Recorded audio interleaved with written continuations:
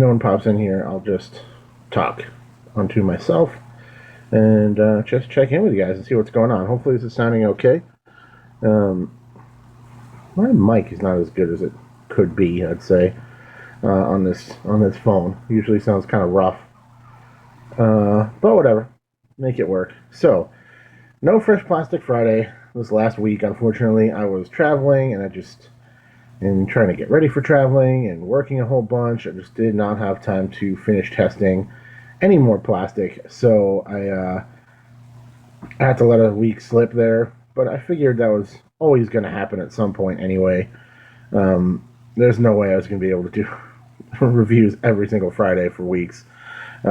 Just every week. I do have one lined up for next Friday. Oh, some folks popped in. Hello, anybody out there? Anyway, I definitely have one set up and ready to go for next Friday, and I'll be back. I'll be back at it. But I feel like I haven't posted really much content in the last couple weeks, so I wanted to just check in, say hello, see what everybody was up to, and talk about some plastic if anybody's out there. Angelo, good morning or afternoon. I don't know what the hell time it is. I don't know where I'm at. You're in Michigan. I'm in Pennsylvania. Nerd Life. Well, hello. Hey Terry, what's going on? Glad to see you're enjoying some travels. Thank you. Yeah, it's been fun. Visiting with a lot of family. Had a cool wedding at a pretty rad old hotel in Pittsburgh. Had a good time. It was a traditional Ukrainian wedding, which was interesting. Um, I'm not a religious guy, but it was still kind of cool to see how everything worked there. I'm always at least interested in other people's cultures and how all that goes down. I will say that the feast from after the wedding, so there's a wedding, and then after that there's a party that everybody does, where it's at like the church club, and all the church members can go and hang out. And there was a ton of awesome homemade food there, homemade rolls and pierogies, two different kinds of pierogies, a bunch of salads, some really good like brisket and rolls, and onions just soaked in butter. And yeah, it was whoa, stuff going down out there. Pretty tremendous, pretty tremendous meal, and it was really cool. The pierogies were phenomenal. And a Pittsburgh thing is the cookie table at weddings. I guess at the after party or the reception or whatever, you have a wedding, and then you have the after events of some kind. You have a cookie table, which is basically like just a table full of all kinds of different cookies, whether purchased from bakeries or made homemade. So yeah, I went pretty deep on that. I've been letting it slip, and my eating habits have been kind of crazy. But it is. I am on vacation to some degree. Let's check on the chat here. Marco, hello from Finland. Cheers. Angelo, any ideas on how to add feet to a DD sniper bag to get it off the ground? Um, that's a good question. I'm not really sure. I would imagine there's some type of like rubber feet that you could screw on with a little nut and bolt and like a washer kind of thing. Um, Definitely want to use a big washer so it doesn't rip out, something like that. But I'm not exactly sure. I guess. Nerd Life asks, have been playing for a few months? What is your number one driver recommendation for a beginner? Number one, that's tough to say. Usually, I recommend starting with mid ranges and putters when you're first starting out. But if you've been playing for some months now, I would imagine you're ready to start trying some drivers. Let's see. I probably have it right here. This is one of the top ones I would think of. Is the Latitude 64 Fury. This is a nice understable driver. Very versatile. Tons of glide. Very easy to throw straight. For me, a little bit more advanced skill level, I throw this for hyzer flips, turnovers, rollers, tailwind shots, that sort of thing. But Fury's a great disc. A Valkyrie is always an old staple for beginners and lower arm speed players, road runners. You just want to stick with something relatively slow and relatively understable. It'd be easier for you to throw it straight. It's not going to hook out left on you as much as some other drivers. Leopards are great, all that kind of stuff. But yeah, look through my playlist. I have a full playlist of disc golf disc reviews. There's like 100 and whoa, that's pretty crazy. There's like 165 different discs on my playlist right now or so, and many of those are beginner options. The Lat 264 Jade is a great option, similar to the Fury, probably more understable, and they are only available in light weights, which is generally a good tip for drivers, for beginners as well. Um, Anybody else have any questions or anything? I didn't really have anything too particular to talk about. Sorry, I'm going handheld here. Otherwise, you're just going to look at this lovely floral pattern. I put you down.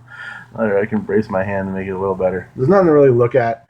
You're not missing anything. This is my travel bag. I'm hoping to play some disc golf. My plan was to go play um, tomorrow, and that's still my plan. I'm going to a different course than I was planning on going to. You just got to kind of roll with the punches. It was always going to be a stretch to do what I was going to try to do, and it just didn't work out that way based on traveling and stuff. It's just not ideal. I'm a little bit frustrated that I didn't realize there was a course relatively close to where I was staying early on in the trip, and I had a full afternoon that I could have totally taken an Uber over there and got it around in, and it just didn't work out. I just didn't know about it at the time. It's kind of slacking on my pre-research, I suppose. Unless anybody has any questions, I was thinking maybe I'll run you through the stuff I'm traveling with. Put together a side bag here, and it's just a little Innova starter bag. I got the Disc Golf Devo for like $12. Dirt cheap bag, and it's great. And it holds, I think I got 10 in here, just as a nice round number. Stuff a couple more in there, no problem. There's a putter pocket up here I'm not using. I got a scorecard in here. The water bottle holder is real chintzy, and I got like a little tiny, like a sip, like one sip water bottle in here right now, but whatever. If you guys ever seen these are pretty solid. Chomps, they're like a kind of a Slim Jim type thing, but they're non-GMO and they're grass-fed beef used in them. So a lot of people think the whole grass-fed beef thing is silly, but essentially that's what cows are supposed to eat. So when you feed them corn and soy and other things, it makes them unhealthy, and I don't think it's too much of a stretch to say that eating an animal that is unhealthy is not healthy for you.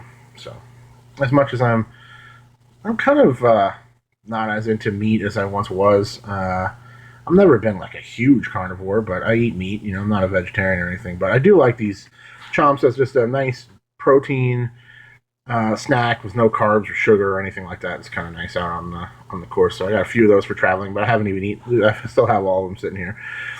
All right, so without any other questions, let's take a look at what I got in here just to give you something to look at.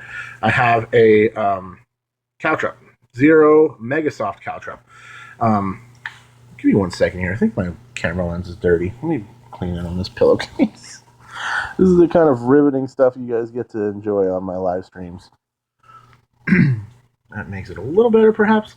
Zero Megasoft Caltrop. These have a lot of flexibility. I believe that the Megasoft plastic, Super Soft from DD, and all that stuff has been discontinued. So when I heard that, I grabbed this one for the collection, figuring that even if it gets beat in, it'll still function the way I want it to. And I'll have this one in case I need it. I already throw the soft. It's fine. It's plenty soft, really. But this one gives that little bit more softness that will feel about the same as my regular soft in the winter, which is nice for me. And also, this one's going to sit down and skip even less. So it'll sit down better, skip even less. So this will be a really nice, soft approach disc. These things are great because you got to throw them strong, or else they're not going to work out for you. You're going to end up messing up the shot. You're going to leave them short real easy unless you really commit and throw it strong, which I kind of like. Also, very unlikely you're going to overshoot the target with these. Caltrop in general, but this nice soft one, it's not going to skip or anything. Once it gets to the basket, it's just going to land and stay there, which is what I'm going to carry this for winter rounds and for times where I really need it to sit and stick. And also, Caltrop is the first soft Caltrop is the first putter I ever aced with. Just recently, I got a sweet ace. Actually, aced the hole on back-to-back shots on 2 different rounds. Threw a magnet, parked it, and then I threw a Caltrop, my soft Caltrop, and spiked it into the chains. I'm like, okay, that was sweet, but it's a practice throw. It doesn't really count, you know. And then played through the rest of the course, took a couple another few ace runs. It's a real short course. And then got back to hole 3. I was like, well, I know the disc to throw here. I don't know what the odds are I'm going to throw it in again. But whatever, try it again. A little bit sharper angle, boom, straight in the chains again. Same disc. So you guys might have saw that on my Instagram. Soft Caltrop is the first putter I've ever aced with, which is great. Shocking because I've hit chains so many times with soft magnets and they've never stayed in. But what you can do? There's number one. Also, I gotta have a soft magnet in the bag, so I took this one. This one's my less sentimental, slightly more stable than my other ones. Magnet from my normal bag. This is the putting putter I have for right now. I took this one because it's not my main putter, but it's one that I am comfortable putting with. It is the one I'll use from outside the circle. It's like a 170, a little lighter.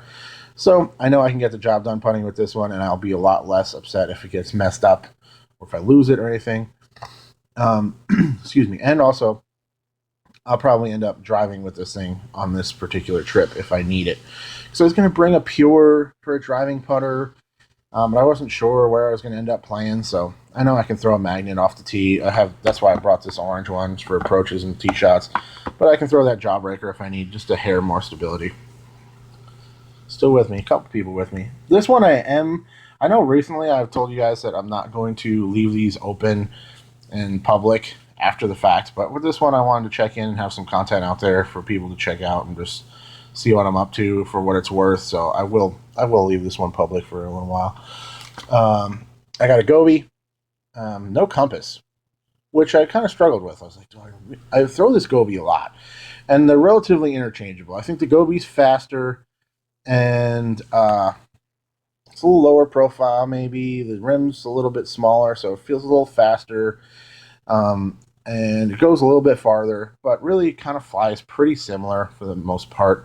I feel like perhaps the compass is a little more controllable, and I actually like my beat-in stock compass for turnovers better than the Gobi, even though the Gobi maybe has a little bit more flip up and ride than a compass. They're really interchangeable though, and I love this disc, so I know I can throw that on a ton of shots. And then I brought an anchor, just have an overstable anchor. It's one of my DGN stamps.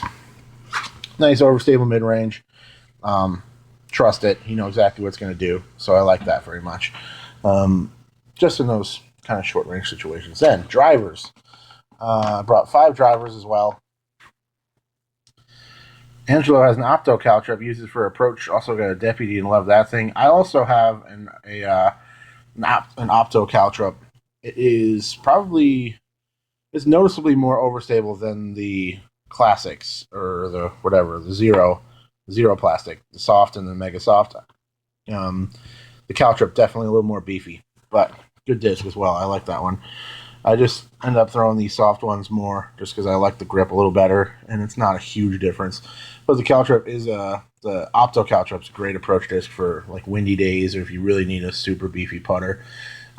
Deputy, great disc. I think those are selling really well, and I kind of have those on the back burner. If for whatever reason I ever chose to throw only Trilogy, the Deputy or the Swan would be my my magnet replacement option, I would say. So moving on, Opto Fury, showed this one a little while ago. Understable, super accurate, tons of glide, tailwind, flippy shots, turnovers, rollers, all that kind of stuff. I just really like the Fury. It works well with my arm speed. It's a very controllable flippy disc for me. I can work it on a lot of different lines, and it's not something you have to throw very hard to get it to hold angles, which I really like. It's a great flyer. Very situational disc that I almost certainly wasn't going to need for this trip, but if you do need it, it's the perfect disc, is the Frostline Triple X. Super meat hook, slow.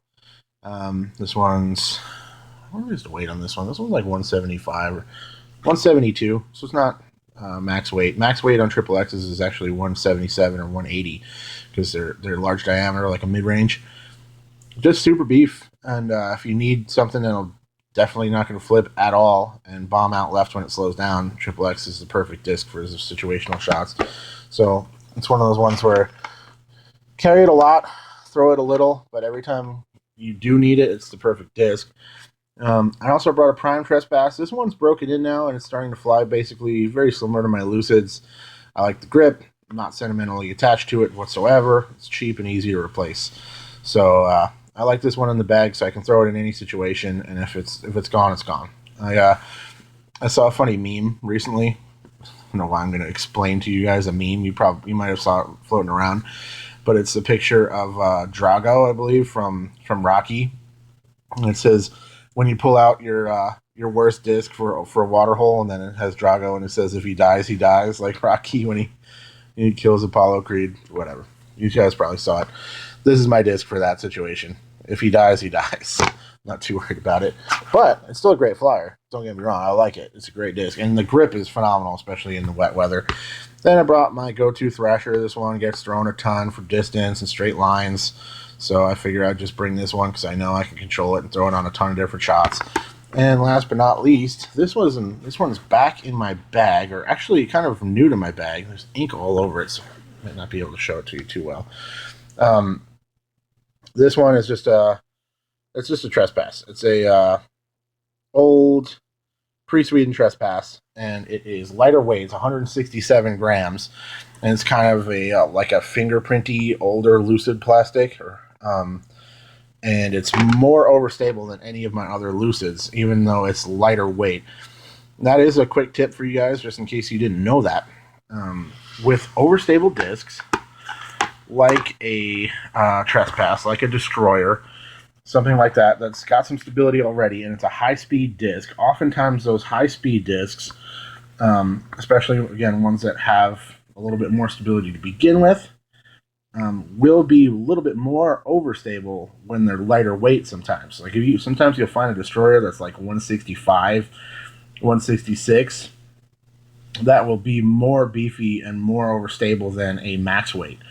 And I think that's what's going on with this particular trespass. It's very similar in feel and everything to my other pre-Swedens. It feels pretty similar. It's probably even grippier. It's got a nice feel, but it is considerably lighter, and there's definitely less flip and a stronger fade. So it's a great disc for what I was looking for. Actually, if you happen to listen to my episode with Robert McCall, I was telling him how I kind of need something that's in between. I need something just a little bit more stable than a trespass and not quite as overstable as an enforcer or defender. That particular trespass was working out really well to fit that void, to fill that void. I may end up just doing what he recommended and buying just a brand new stock Lucid trespass, like a max weight one, throwing that in the bag, because I bet you that would fill the role quite nice as well. But many of you know I'm a big fan of those pre-Swedens, so this one's getting the job done. And I got plenty of other throwing pre-Sweden trespasses out there. All right, we got like 7 people here. Connection problems. We got like 7 folks in here right now. Anybody got any questions for me? Let me know. Hopefully you guys got a chance to watch the Disc Golf Pro Tour finale. I thought it was pretty awesome. The elimination golf is pretty exciting, and it's cool to see our players kind of approach it from a different angle. Not going to spoil any results here because the Jomez round has not come out for the finals yet, but if you follow me on Instagram, I already did that. But suffice to say, it was exciting. It was a great round, top competition. Some of the best players in the world, 3 of the very best players in the world were on the card, and just great stuff, man. It's really cool. The only thing I would say is that the course seemed a little bit boring, just because it's real flat. It's Florida, so there's no real elevation to deal with, and I like seeing players approach elevation, downhill, uphill. I like to play that kind of golf, and I like to watch it. So I will say that the course was not like super exciting, but it was cool. I had no problems with it. It seemed fine. It seemed challenging for sure. I don't think anybody got into double digits the whole event. I think 9 down is still the course record there, which that compared to Paul McBeth shooting, what did he shoot, like 16 or 14 down the other day at the Hall of Fame, with bogeys in there. So, yeah, they definitely made a challenging layout. It could just be because of the way they set the pars, but there's definitely some danger out there and some issues guys and girls had to fight through, and it was looked fun. Looks like it went off well. It was pretty funny too. If you guys watched the live stream, which I did, I managed to. I'm on like an Xfinity Wi-Fi here, and I've been watching. I've had to reconnect like a million times to watch the whole round, but I did manage to watch basically the entire final round live on my phone. which was fun. But during, I think, hole 9, a crazy downpour happened, and it was just absolute bedlam. Just people running under trees, and I think a fan handed Ricky an umbrella because he didn't have one to keep himself and his cart dry. I believe Jomez, if not Smashbox, both had cameras get fried by the weather because it just started pouring so hard, so quick that nobody was ready for it. It was pretty intense, and they still have to play out the hole like in the middle of all this, and people just started rushing and just ripping shots. It was it was pretty crazy. It was a cool moment actually. It was like to see what happens when one of those crazy kind of tropical storm like Florida storm fronts just rolled through, and it was gone. I think by hole 10 or 11 there was no rain whatsoever left, but it was just an absolute mess on hole 9, and I hope they were able to repair any damage. I know a microphone got fried, and at least one camera. I think it was Jomez, but I think Smashbox might have lost one of theirs as well because it seemed like they were down to one for the rest of the back 9. So huge props to Jomez and, of course, Smashbox for all their hard work this season. They brought us so much amazing coverage. Marty McGee out there doing great work as well. I personally take major offense to people that just go in the comments of Marty's videos on the Prodigy channel and just have no respect and just, oh, you should just do everything exactly like Jomez. Like, he's been doing it longer than them. He does a great job. He's put in a ton of work. He used to do it all on his own dime, bringing us amazing coverage of the top events, and I respect him tremendously, and it really frustrates me when I see people just have no respect for Marty and all the hard work he puts in out there. So shout out to Marty. Jomez has been tremendous. I can't wait to watch the final round because it was just really exciting stuff. Even though I saw it live, I'm stoked to watch the Jomez version as well. That's just great stuff, man. It's a great time to be a fan of disc golf. The season's come to an end. I'm trying to kind of reflect on this year and what it's been like for me personally and the sport in general. And I hope to do a podcast when I get home and just kind of, yeah, just ramble about golf as I like to do. Anybody have any other questions out here? Oh, wait, I got one from Angelo here. I have an Opto Bolt and a Lucid Escape. Any recommendations on a stable driver just above the Escape and Trilogy? The Escape and the Saint are quite similar. So I would say a Saint Pro. Also, like a Convict or a Culverin. Any of those might be a good option for you to check out. The Convict for me, yeah, it's definitely more than an Escape for sure. It's kind of like an Escape Pro.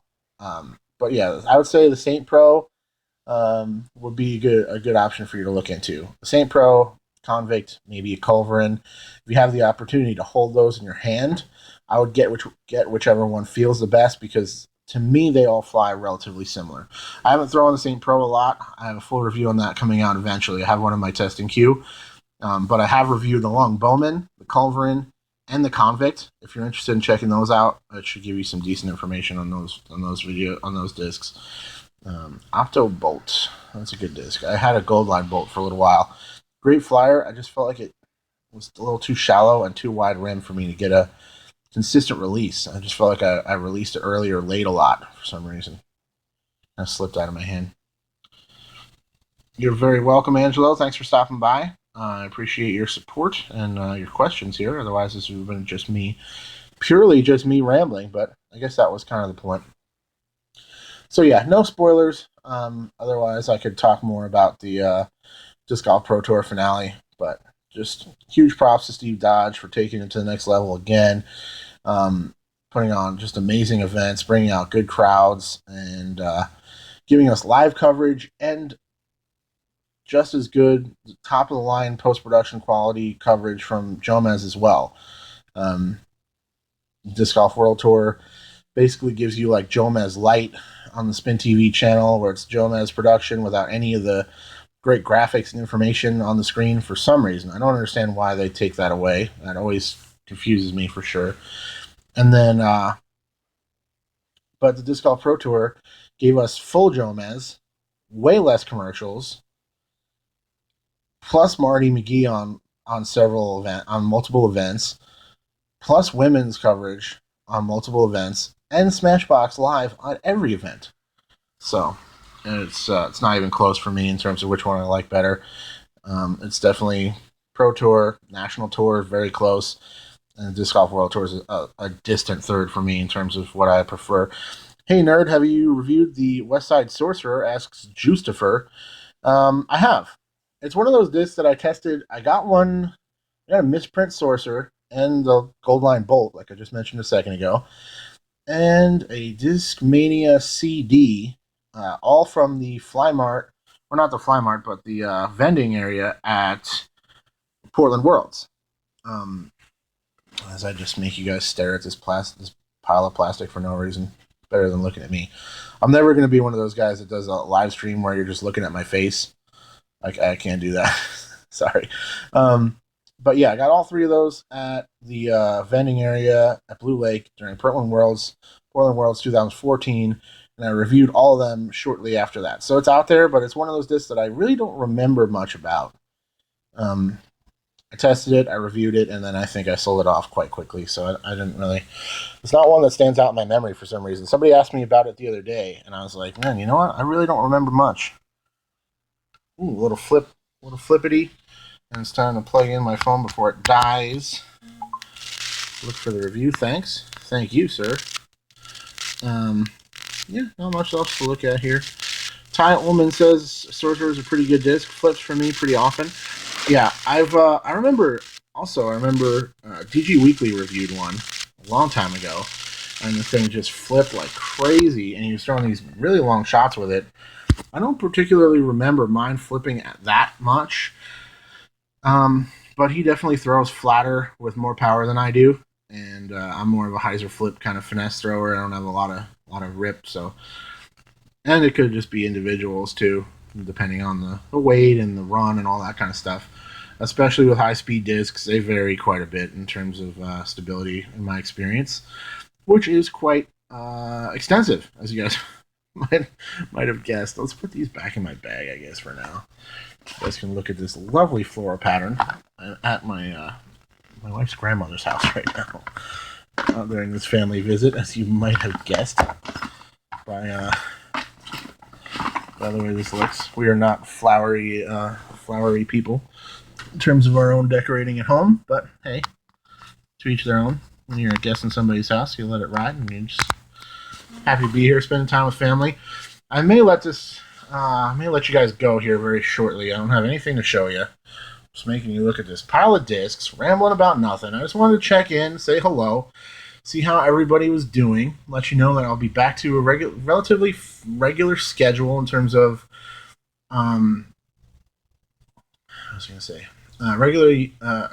relatively normal schedule again. Once I get back to town, I'll be doing more podcasts. I have some guests that I've been talking to, and I will be back to hopefully reviewing discs every week. Definitely got one lined up for this Friday. Oh, I got a question came in here. Justifer says, I saw a guy with a lower arm speed than me launch one dead straight, so I ordered one thing and I can get more distance, waiting for it to come in now. Okay, let me know how it works out for you. That's cool.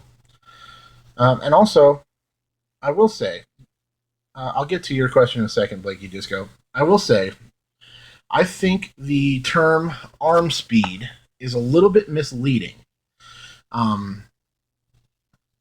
Because you'll see somebody with proper form who's able to kind of run up very slow, and then they release with proper form, proper technique, and they don't have to be moving very quickly for them to have good results.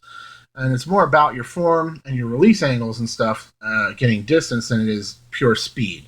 Now you have to accelerate, and the guys that have longer arms and are able to accelerate fast through the hit definitely throw farther, don't get me wrong. But I almost feel like it's kind of a misleading term that leads some people to feel like they need to move their arm faster to be able to throw farther, where somebody who can be nice and slow, smooth and controlled throughout their throw can probably throw farther than a lot of people who feel like they're moving faster because their mechanics are off. You know what I mean? So I kind of worry about that sometimes in terms of just being a little bit misleading. Blakey Disco asks, please compare the Thrasher to the Axiom Vanish. Very similar. I would say the Vanish, maybe a little bit farther. Um, yeah, Vanish maybe a touch faster, maybe a little bit farther, but they are pretty similar. I throw the Thrasher. Vanish was probably my favorite. Not probably. It was absolutely my favorite high speed gyro disc I've ever thrown. Um, and I have a buddy who throws one, and it's super flippy. And he throws it, and it just bombs out right. I was hyzer flipping mine on big lines, very straight, than when I was testing it. So I'm not sure. I know John throws a little farther than me, and he also has more power, or not more power, but he throws on more of a flat to anhyzer release. But he was flipping his like it was a diamond or something, so flippy, and mine not so much. So it's hard to say, I guess, but they are relatively similar for sure. Juicer says, please review some more West Side discs in the future. I just posted one recently for the Fortress. Great disc. I might be giving that one away when I get back to town too, so stay tuned. But yeah, I'll keep that in mind. I love the West Side. I got the Pine review coming up soon as well. I have that in the testing queue. Juicer says, I understand what you're saying. I guess I used the term wrong. No, not really. I mean, if somebody throws farther than you, generally people will say they have more arm speed. But that's part of, again, that gets back to why I think it's a somewhat confusing term, because it doesn't necessarily just mean speed. Here, maybe I should pull a disc out. There we go. How's that for a background? It doesn't necessarily mean speed. You know, it could be a lot of different things that lead somebody to throw farther. It could be speed. They could literally pull the disc faster, and that will produce more distance. But yeah, it's a weird term for sure. What can you do? I'm not exactly sure what would be a better term, but we'll see. Juicer versus Safe Travels Home. Thank you so much, man. I'm gonna go. Big love to everybody out there. Thanks so much for all of your support. Thanks for stopping by to say hello. And/or if you're listening to this after the fact, I appreciate you guys checking in, see what I'm up to, and see how things are going. I appreciate all you guys very much. Hopefully back to a normal workflow in terms of the channel relatively soon. I will check you all very soon. All right. Thanks, guys. Cheers.